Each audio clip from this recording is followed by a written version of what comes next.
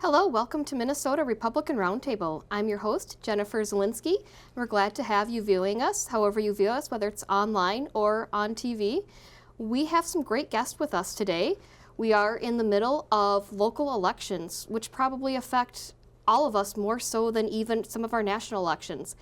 We have two great guys running for school board. We have Ric Oliva and Langa Oriho. Yes. Running for Bloomington School Board. Welcome to the show, guys. Thanks for having us. Thank you for hosting us. Yeah, thank you for being here. And I don't think, some of our viewers get too into school board, local elections, so we want to bring that to light here, why it's so important. First, I want to know who you guys are. So, Ric, tell me about yourself. Sure. Yeah, my name's Ric Oliva, and one of the things I do tell people is, because sometimes they'll say, well, I don't have kids in school. I say, yeah, but you pay taxes, right? Yes. And so the school boards can affect your taxes. But yeah, my name's Ric. I was born and raised here in Bloomington, Minnesota. And while I like to stay on topic and talk about school issues, the first question most people who live in Bloomington will ask me is your dad Tony Oliva? The answer is yes, that's my dad. And as you can imagine, growing up in that household, I kind of had some high expectations. He'd say, go to school, get a good education, go out and be somebody. And I like to tell people, hey, look, I did get a good education. I went to Bloomington Public Schools. I graduated from Kennedy, and I got a bachelor's in music and a master's in music education. And although I haven't yet become an international superstar guitar player, world renowned, I have found a great sense of meaning in public service. And so I just finished up my 14th year of coaching baseball. I think it's 14, it could be 15, but yeah, my oldest son's 19, so I did the math. So yeah, he was probably 14 years ago. He was probably 5 when I started coaching baseball. I've also volunteered in the community before I was on the school board, because I was on the school board once before. I served one term. But I've spent some time on the District Curriculum Advisory Committee and also on the PBIS Committee and the Music Education Steering Committee. So I have a lot of that community involvement, and I really do find a lot of joy and meaning and deep purpose in that type of work. That's amazing, and just a great background there. Langa, you have an amazing background too. Tell our viewers about it. Yeah, I'm Langa Oriho. I was born and raised actually in Sudan, whereby those days that there was a war of South Sudan and North. And then education was one of the only tool that can make us survive in life, in which I've confronted education from my dad. He used to tell me that his mother, my grandma, used to take him for 9 miles to school, and he's the only or the first person who finished school from his tribe. So that one give me a sense of courage that on how education is important, and actually being in Sudan is studying in that hardship of you're different than people there. The system is against you. So I've really gained more momentum on survival. Only happened to me through education. So in which I actually went to a Comboni College school, in which is mostly computer science stuff. And then from there I've worked in East Africa, working in South Sudan, Kenya, Tanzania, and all that. After that, I moved to the Middle East, in which I worked particularly in the UAE, but I've been moving to the neighboring, sneaking some time, going to know about the culture, and of course the US. So being in these 3 continents, I've learned a wide range of perspective, diversity, belief system. And I think that bringing that to the school board, it will be a great addition. And also working been working as a school board member for my auntie's school, in which we literally build a school from scratch. We put our personal money, and then we make sure that we get something running. So as I'm talking now, our school been scoring the best in the district there for the last 3 years, and so that is one of a pride that I take with me everywhere I go. And also coming here, seeing my siblings going to the school in Valley View, Kennedy, I've seen how important the education is when your basic is very firm and solid. That will help you in college, because I met a lot of college kids. They still have the challenge of basic schools that are missing. And that's why I say, Langa, why don't I just jump in? Yeah, and then I'm a great community advocate. I have been helping migrant societies to integrate to American life, getting to know the do's and the don'ts, and just getting to feel comfortable that you are part of this society. Absolutely, and you both bring so much to Bloomington as it is. Running a campaign, it's hard, it's tough. You both touched on this, but Langa, why are you running for school board? Why are you running probably a very tough campaign? Yeah, it's actually a tough one, but like I see that I want to bring the huge experience that I gained from working at my auntie's school as a school board member, and actually my personal experience that moving through like continent to another, trying to find hardship, and school was the only solution.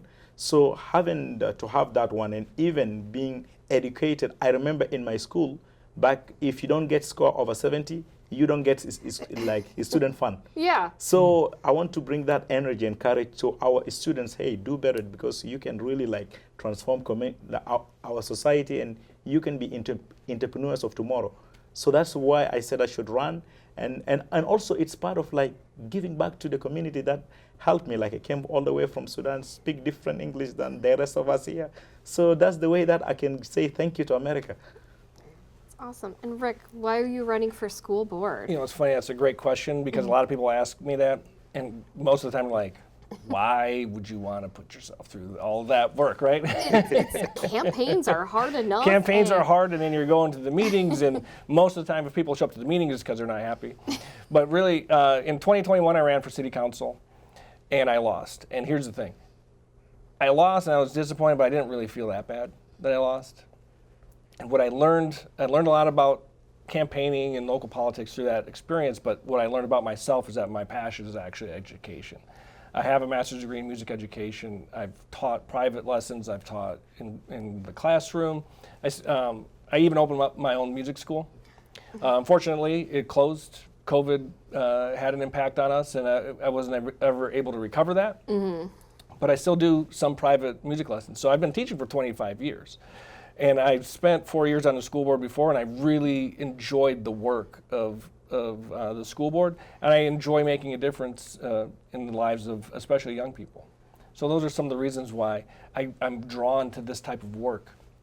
That it's been my life really for 25 years, whether I knew it or not. Just the next step in both of your careers to serve Bloomington. And now one thing I just want to bring to the topic here, we sit on a show called Republican Roundtable, but these positions, they're non-affiliated with either party, correct? Correct. So we're just trying to get this message out to everyone in Bloomington, no matter what side of the political spectrum or where in the political spectrum they fall. Sure. Yeah, I let people know, like, why are you on a show called Republican Roundtable? Why'd you talk to Republican Caesar? Well, they invited me. So if you have a show, you know, someone listening at home, and you want to invite me, I'll come say hi to you too. Yeah, it is true actually. Like it's a question that always been asked. Like to me, especially like someone coming from out of the U.S. Langa, are you sure that is what you want to do? But I always get to tell them, guys, we are running for office. Yes. And we want to reach to people, people that have different belief than us, because everybody is important, provided like we are part of the same community and we're here to stay. There's nothing wrong with me reaching everywhere for someone to hear my view. I enjoy talking to people, and that's why like I just say, okay, that's a chance for me to meet voters and just say hi to them. And generally the goal of a campaign is to get elected, and the goal of getting elected is to serve the people that you were elected for, whether they're Republican, Democrat, or fall into another party. You're not just representing those who have a conservative or liberal view. You're representing everybody in your school board districts. And that's one of the nice things about local politics is, you know, everybody has their leanings for sure, but we are a small community, relatively speaking, and so, yeah, serving the entire community is important, I think. Absolutely. Now let's get into the topic of education in Minnesota. Sure. We just got out of, I don't know if it's the COVID era or whatever we want to call it here. How do you think education is changing in Minnesota, and how are you guys going to help shape that as a school board? And Rick, I will start with you. Start with me. All right. So I think 2020 was a wake-up call for everybody. No one was really prepared for being closed for that long. Yes. And so, you know, we saw a lot of good things, we saw a lot of bad things.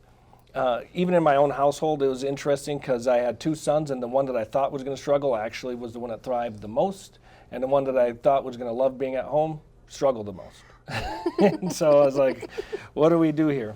So I think what we're seeing is we're seeing more opportunity, or I don't know if it's more opportunities. We're seeing a diversity in opportunities for learning, because some people do thrive in an online community. And so we're seeing more and more online classes. We're seeing differentiation in learning and learning opportunities. But we have to make sure that we are meeting the needs of the students, because we're also seeing some declining in test scores. I believe in Bloomington, our last graduation rate update was that we were staying level or maybe ticking up a little bit. We talked about this before the show. I don't have my stats in front of me. I should. But yeah, so COVID affected everybody. One of the things when I'm asked about that and did we handle it well, I say, well, I don't think anyone was really prepared. So I think it's not quite fair to say that we didn't handle it well. What I would want to make sure is that going forward we have a plan, and Langa and I are both in IT, so he'll understand the concept of you have to have your disaster recovery plan, you have to have your high availability plan, and so we have to make sure that we're set up so if school was closed for tomorrow for another year, that we already have all the systems in place, so that way students can learn and achieve. Absolutely. Yeah. So like you are absolutely right. Just to add on that, like from the time of COVID, it's kind of like a shutdown that came to everybody. Yeah. Like everybody's new to going online. People don't really take online seriously. Even myself, I say, am I really like learning or like on a meeting? So I think it took longer than it should, but now people are back to normal. So I think now there's a need for like us to come in with a new perspective, like with the new of the energy to tell them, hey, we can do it. Let's come and like see the best in the school. And then especially seeing like our school, as he said, that the grade is going down, and we all know that one. And parents prefer to send their kids out of our zoning school. Okay. So I see it's important for us to be that bridge of like trust, because as a board member, you should be the person that like connects the dots, like the family, the district. So that one, by the time of COVID, of course, people don't get to meet physically. And then the physical meeting, it's important, like reaching out to the students, seeing are they okay, are they happy, reaching out to parents, because parents just like leave their kids, some of them leave kids in school, and they expect school to do everything. But there's a role of everybody towards the school. There's a role of students. You go to school, wake up early, attend your class. There's a role of parents towards education of the kids. Ensure that like you are supporting, check if the kids are like doing the homework. Ensure that like to check, go to the meeting of the board, hear, give your view. And there's a chance of us who are running, if we get to be there, like there's a chance of us like showing that we are enforcing right policy. We're giving priorities, things that can help us. Because at the moment, grades are the most important thing. We want parents to bring their kids back to our district. We want kids to have good grades. So for us, lining priorities matters. Yeah. And I know Minnesota has, or it's been brought up that Minnesota has an achievement gap. Are we seeing that in Bloomington, and how would you guys address that if we are on the school board? Langa, I'll give you the chance to start since I gave Rick the chance to start last time. Yeah. So like actually the school gap, the best way I think to address it is if we get to look at it from the point of inclusivity. Okay. Yeah, there is inclusivity need to take place within not only the government, because there is like a perception. So the government does everything. No, the government is each one of us. Like we all tailor in to improve the system of education. We might disagree into some point, but there are facts that we need to agree on. We need to produce future entrepreneurs. We need to actually get future kids who will take the value of this country, especially someone like me who came from like a country that's not stable. So I would love like my kids and every kid to to carry on the values. And that is what is really important, like in the state in general and in our district specifically. And Rick, looking at the achievement gap, how do you, as on the school board, really address that and help that with the kids? So the achievement gap is really interesting. I know Bloomington specifically because I've done a lot of studying of our numbers. And one of the things that I don't like is the state has us always divided by white, black, Asian, Hispanic, Native American, English language learner, free reduced lunch, right? So they have these specific groups, right? And that's how they measure your achievement gap. But if I ask people, okay, well, who are the students that are most likely to not speak English? Are they going to be white, European immigrants? Like, do we have a lot of French students? No. We don't. And so, it's going to be mostly non-white students, right? It'll be, or Hispanic, Latino students. Now, and then I say, okay, if someone took you right now and dropped you in a school in Brazil, and said, hey, read this book, here's your report, you're going to fail, right? Now, does that mean that you're not smart? Well, no. But what ends up happening is they look at that and then they say, they'll compare those kids, and with my kids get included, because my kids are Latino. They mark that on the checkbox, Latino and black and white, because they're mixed race. And you go, well, hold on a second, though. My kids are doing pretty good. And it's these kids, but the reason for the achievement gap in these kids is most likely a language barrier. It's not that they aren't smart, and it's not that our teachers aren't doing good jobs, right? And so one of the things that I try to encourage the district to do is like, hey, let's show actual achievement gaps. Let's say, hey, take kids that came here, they've been in school in Bloomington since 3rd grade, and they aren't English language learners. And then if you match up the races, like how are we actually doing? And it's actually pretty close, right? So a lot of these gaps I feel are actually tools that they're using to make us think that we're not doing good, or to talk badly about the schools, where I think our teachers are actually doing really good work. And so I feel like we're not comparing apples to apples. The other thing is that these students can be put into multiple buckets, right? So I don't know, in Sudan, if you come from Sudan, and they speak English in Sudan, I don't know. You have to educate me. Not really, but just to add on this, actually it's a personal experience. Because like I went to my primary school, like the basic school, all in Arabic. Okay. So I confronted English in college. Because the nature of where we come from, there's too many languages and there's too many to focus on. So I think from psychological aspect that I faced, will I really make it? And I fear because like my pronunciations is going to be different. And I fear because like people are in advanced level and I'm just still on the ABC. So this psychological part of it, I think if the school district get to focus on it, before the actual learning, because the actual learning comes when the students are confident. And I was then confident, like in college, my dad said, hey Langa, you better learn English.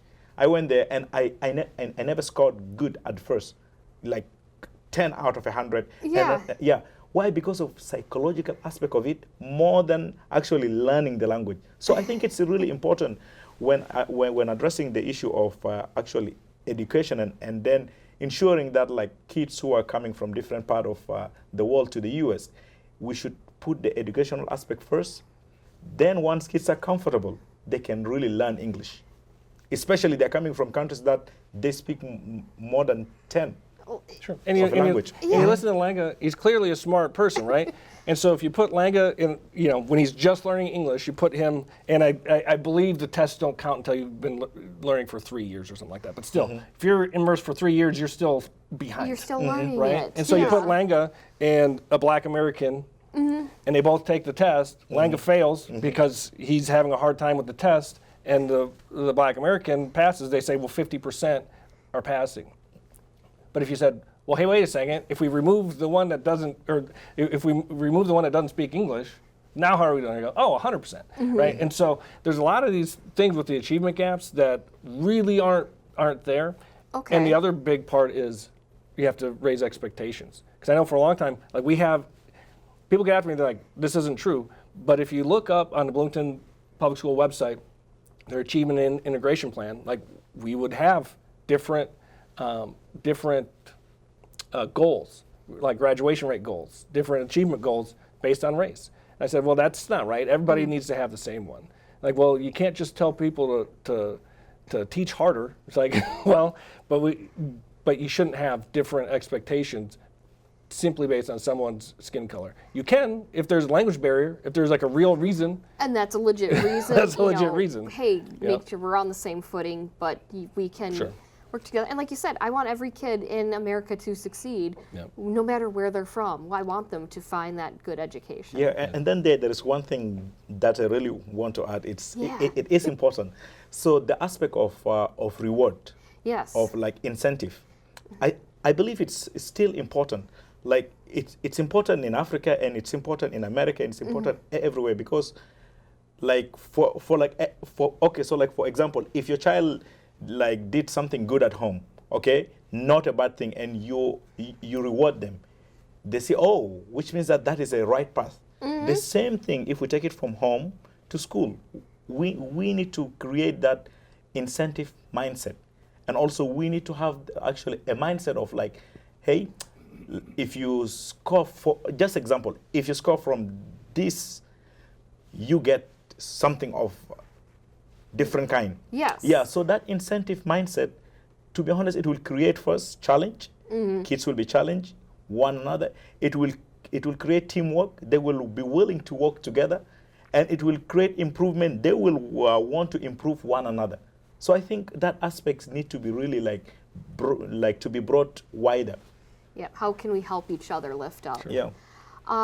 One thing we got into teaching harder, we're facing a staffing shortage with teachers. How in the school board would you address that? And Rick, I'll start with you on this one. Sure. One of the things is it goes beyond having a competitive compensation plan. Now, of course, you can't pay them nothing. It's very hard to find volunteers, right? Yes. But it goes beyond that. They have to make sure that they feel respected, heard, valued. I know that there was times when I was teaching where I remember one time in particular, there's a part of the curriculum that we were doing, and it was this music, it was a blues class, right? And one of the other teachers in the school was hosting a open mic blues jam in the cafeteria. And all these kids, we'd been spending, a couple of weeks on blues, and like, hey, can we go up to open mic and like try out this stuff? I was like, that sounds great. And so we went and did it, and the kids loved it. It was a great experience. The teacher that was up there was like, hey, you guys in the class? Yeah, they're going to use specifically the stuff we're using in the class. They have to play it like here in real life. He thought it was great. Everybody thought it was great. My boss did not think it was great because I had deviated from the curriculum. I did not feel supported, and I did not like that, right? But I think in our district, if we do that, if we create an environment where they feel like, hey, I want to try something new, I want to innovate. Now, if they say, well, I want to try something new, everyone's going to stand on their head for 30 minutes. I'm like, maybe not. But hey, I want to try something new. I want to try teaching this way. I want to do this thing. Everybody's on board. I think we need to encourage that. When they have complaints or questions or aren't feeling heard, we need to have a method for them to speak up and feel valued by the district. And then, and look at the compensation plan. I know one of the things that, it's maybe too much to get into in the short time that we have, but we do steps and lanes. Yeah. And I wish that we could find another way of doing it, or another way to look at compensation incentives like Langa had mentioned. Absolutely, and Langa. Yeah, so like for big time, I agree on actually on the issues of like payment is actually not the only thing. However, I think on like the issues of L&D, learning and development. Yes. From time to time, our society changes. There are challenges. Challenges of COVID are not the challenges of today, and challenges of tomorrow definitely is not the same. So I think there should be like an updated program every time from time. Like you can have the same training system that like for 5 years been going on. Things need to change. Things about ethics. Like now, now some words you can say it, but Yeah. before you can say it, right? Yep. So look, I think having that frequent update, it will really help big time. And then like also another thing, like the best person to help your neighborhood is someone who is in a neighborhood. I think we should encourage teachers. I don't mean that those who are not living in our district should go, no, but we should encourage people around, and we should encourage even among the kids, those who have a talent of like become a teachers. We should encourage them and even develop on that, because like that we will really like, one, build a relationship, two, retain the teachers, and of course compensation is important, but it's not the only thing. And Yes. another thing that I think on that is the rapport, like Yeah. building that rapport. A teacher should not feel that they are scared or they are different entity than the management of schools, than even the board members. A teacher should feel free and call Langa. I'm not happy of what you say. Yeah.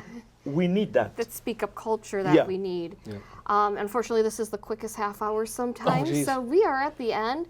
How can viewers get a hold of you or reach you? Rick, if you want to give out your info, how viewers can reach you. Sure. So my website is olivaforschoolboard.com. So it's OLIVA. You spell out the word for, FOR, school board. So olivaforschoolboard.com. My email is olivacampaign, OLIVA campaign @gmail.com. I'm also on Facebook. It's just look for Oliva for School Board. So facebook.com/Oliva for School Board. Langa. Yeah, my website is Langa Oriho. Don't leave any dots, just langaoriho.com. You will get there. And then my Facebook page, like Langa Oriho, but make sure to go to page because there's so many Langas Oriho out there. So make sure to go to page and just get to learn more updates there. Absolutely. And final thoughts for the show, Langa. You have their final thoughts on your running for school board. To be honest, it takes a people person to do a job of community. So as me being a people person, reaching to communities, I love to connect with everyone. I think I'm in the right spot, and then I'll be in the right spot if we all get together to challenge our thoughts and then our ideas. Thank you. And Rick? A few final thoughts. I've really enjoyed this work. I really enjoyed my time on the board before. I really hope that people will support me again. I'm not afraid of controversy. There's some lively discussion going on my Facebook pages right now, but I enjoy it, and I try to always engage in a way that includes everyone looking at people's disparate points of view. So, yeah, thank you for having us here. I really enjoyed it. Thank you both for being on the show. Thank you so much. Thank you for joining us on Republican Roundtable. Remember to get out to get registered to vote, and feel free to look up our school board candidates. We had Rick and Langa on today. Great candidates running. Thank you again.